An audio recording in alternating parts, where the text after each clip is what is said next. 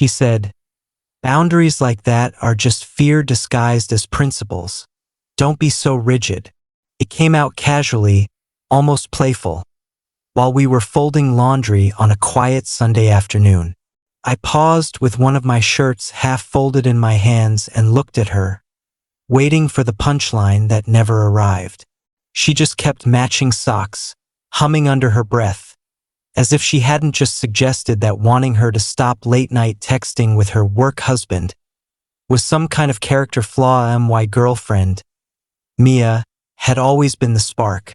We met 3 years earlier at a rooftop concert in Brooklyn. Rain threatened all evening, but she danced anyway, barefoot on the wet concrete, laughing when lightning flashed. I was the guy holding 2 umbrellas and checking the weather app every 5 minutes. She called me her anchor that night, and I believed it. I'm 31, a project manager at a mid-sized architecture firm. Steady hours, decent paycheck, the kind of life that lets you plan vacations a year in advance. She's 29, a graphic designer who thrives on freelance gigs and last-minute deadlines. I loved the contrast.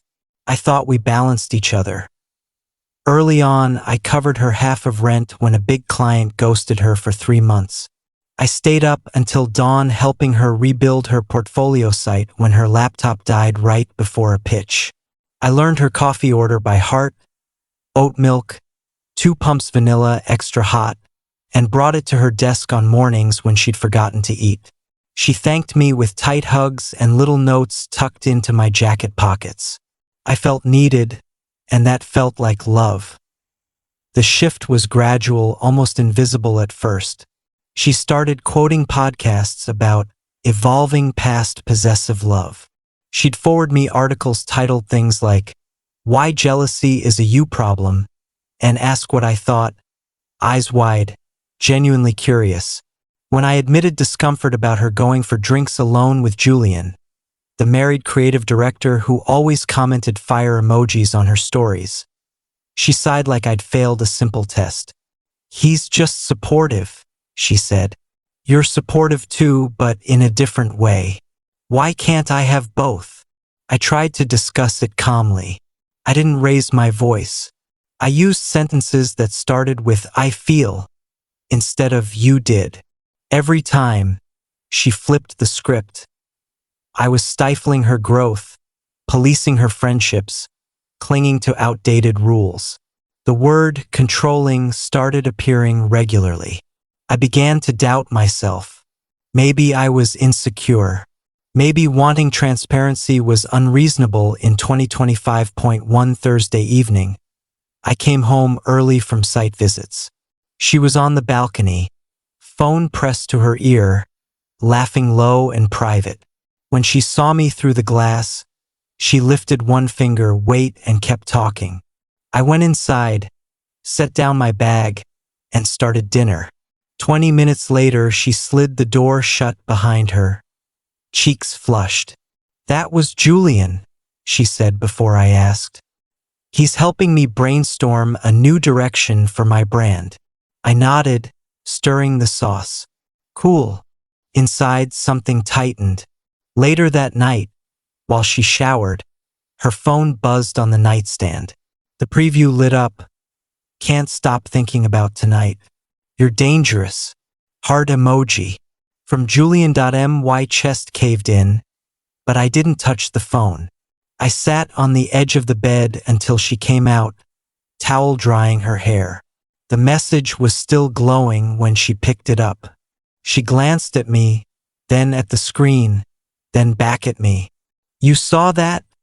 she asked softly. "Yeah." My voice sounded far away. She sat beside me, not touching. "It's flirty, I know, but it doesn't mean anything. He's married, he's safe. It's just energy. You and I are real." I looked at her.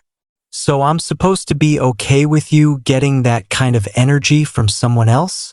She exhaled slowly. "I think you're supposed to trust me, and trust that I'm telling you the truth when I say nothing physical has happened." I didn't sleep much that night. The next morning over coffee, She launched into a gentle lecture about how modern relationships thrive on compersion, not jealousy, how emotional connections outside the couple can actually strengthen the primary bond if everyone communicates. She spoke like she'd rehearsed it. When I said I wasn't interested in that model, she looked sad for me. "I just don't want us to stay stuck," she said. "I love you, but I need space to be fully myself."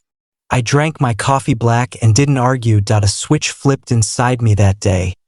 Not rage, not despair, just quiet clarity. I stopped asking questions, stopped checking her phone location, stopped waiting up. I went to work, hit the gym after, cooked for one, read books in bed with headphones on. She noticed, of course. At first she seemed relieved, like I'd finally relaxed. Then confused. Then irritated. 2 weeks later, I used my day off to execute the plan forming in my head. I rented a small one-bedroom in Jersey City, close enough for my commute, far enough to feel like a clean break. I scheduled movers for the following Monday and Tuesday, times I knew she'd be at client meetings. Over those 2 days, I packed every trace of myself. Clothes, books, the espresso machine I'd bought us, the framed photos I'd chosen, even the plants I'd kept alive. I left behind the couch we'd picked together, the art prints she loved, the fancy blender. Anything that felt jointly purchased stayed. On the kitchen island, I placed a single postcard. It read, "You have all the space you need now. Take care." I turned off my phone, drove to the new place, and spent the first night on an air mattress listening to traffic on the bridge. The silence was startling. No music drifting from her Bluetooth speaker. No sudden bursts of laughter at memes. No perfume lingering in the bathroom. Just the hum of the refrigerator and my own breathing. I expected grief to crash over me, but it didn't. I felt hollowed out, yes, but also strangely light. I gave myself small routines. Morning runs along the waterfront. Meal prepping on Sundays. Video calls with friends I'd neglected because Mia found them too corporate. I slept 9 hours some nights. My shoulders slowly dropped from my ears. She found ways to reach me, of course. First came the texts I saw when I finally turned my phone back on 3 days later. "Where are you?" Then, "This isn't funny." Then, "We need to talk." I didn't reply. An email arrived next, long, reflective, full of therapy language about attachment styles and fear of abandonment. I read it once and archived it. A week later, a mutual friend named Diego called. "Hey man, not trying to get in the middle, but she's kind of a mess. She didn't think you'd actually leave." I thanked him for the heads up and asked him not to pass along updates. He respected it. Still, word filtered back through the grapevine. Apparently Julian had pumped the brakes immediately. Something about not wanting drama with his wife. The other late-night contacts she'd been cultivating turned out to be equally uninterested in anything deeper than flirty banter. She'd gone from feeling desired and expansive to abruptly, undeniably alone. One Saturday morning, I was grabbing coffee near my new place when I saw her across the street. She was sitting outside a cafe, staring at her phone, shoulders rounded. She looked up, spotted me, and stood so fast her chair scraped loudly. I nodded politely and kept walking. She didn't follow. The direct confrontations came anyway. First, an unexpected knock at my office building lobby one afternoon. Security called up. "There's a woman here who says she's your girlfriend." I told them I wasn't expecting anyone and to please ask her to leave. When I left work that evening, she was gone. Then came the messages from her older brother, Mateo, someone I'd always liked. He asked if we could grab a beer, said she was struggling. I declined gently. A handwritten card appeared in my mailbox a few days later. No return address.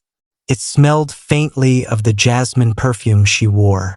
She wrote about regretting her words, about realizing how much emotional labor I'd carried, about wanting to try therapy together.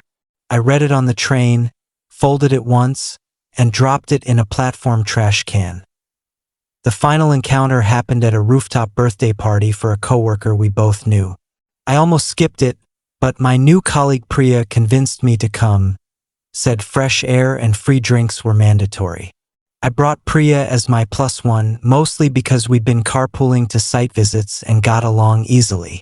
Nothing romantic yet, just comfortable company. The party was crowded, string lights, city views, laughter echoing off brick walls. I was mid-story, something ridiculous about a client who insisted on gold-plated door handles, when I felt someone watching. I turned, and there she was, near the bar, holding a drink she wasn't sipping. Her hair was shorter now, a sharp bob that made her look older. She wore the green dress I'd once told her was my favorite. Our eyes met. For a second her face softened, like she might smile. Then she saw Priya's hand resting lightly on my arm as she laughed, and something shuddered. She approached anyway. "Hi," she said, voice smaller than I remembered. "Hey." I kept it neutral. Priya excused herself to refill drinks, sensing the shift. We stood in awkward silence for a moment. "I didn't know you'd be here," she started. "Same." She glanced around, then back at me. "You look good. Settled." "Thanks. You too." She twisted the stem of her glass. "I've been doing a lot of thinking. I was unfair.